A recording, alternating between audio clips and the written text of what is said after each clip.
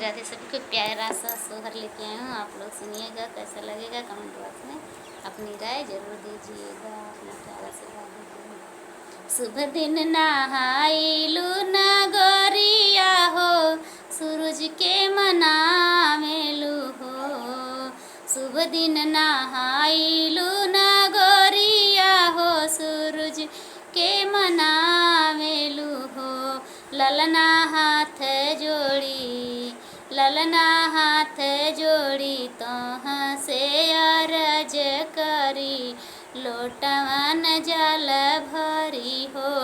ललना हाथ जोड़ी तुहाँ से अरज करी, लोटवन जल भरी हो। ललना हाथ जोड़ी तुहाँ से अरज करी, लोटवन जल भरी हो। त्रिभुवन हमारे एक, त्रिभुवन हम एक पापिनी, हम का उद्धार करहो। त्रिभुवन हम एक पापिनी, हम का उद्धार करहो। प्रभु मोर महलिया अंधियारत, पुत्र बिना सुन बाटे हो। प्रभु मोर महलिया अंधियारत, पुत्र बिना सुन बाटे हो। मोर पाप प्रभु हरहु जगत, जगत भजन करब हो। हरि पूर्व माथे, हरि पूर्व माथे, मनोरथ गोद हमरा सुन बाटे हो।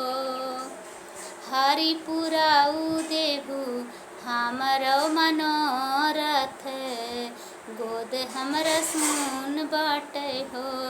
हरि पुराऊ देहु हमरा मनोरथ, गोद हमरा सुन बाटे हो। शुभ दिन नहाइलू नगरिया, सूरज के मनावेलू हो। शुभ दिन नहाइलू नगरिया, सूरज के मनावेलू हो। ललना हाथ जोड़ी तोहाँ से अरज करी, लोटवन जल भरी हो। ललना हाथ जोड़ी तुहाँ से अरज करी, लोटवन जल भरी हो। सूरजू मनावे धना लवटी पति, पगलागी पति पगला गेली हो। पति मुख भर देहु आशीष, सुखी मन भावन हो। पति मुख भर देहु आशीष, सुखी मन भावन हो। शुभ दिन नहाइलू नगरिया, सूरजू मनावेलू हो। शुभ दिन नहाइलू नगरिया, सूरज के मनावेलू हो। ललना हाथ जोड़ी, ललना हाथ जोड़ी तोहाँ से अरज करी, लोटवन जल भरी हो। ललना हाथ जोड़ी तोहाँ से अरज करी, लोटवन जल भरी हो। एक मास बीतला, दुई मास और एक मास बीतला, दुई मास आव रोती सर मास हो।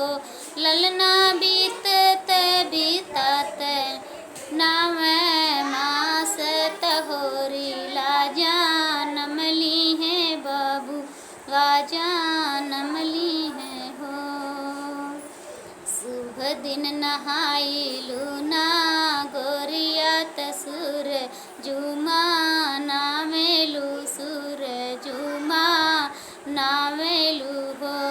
ललना हाथ जोड़ी तहाँ से रज करी लोटवन जल भरी हो।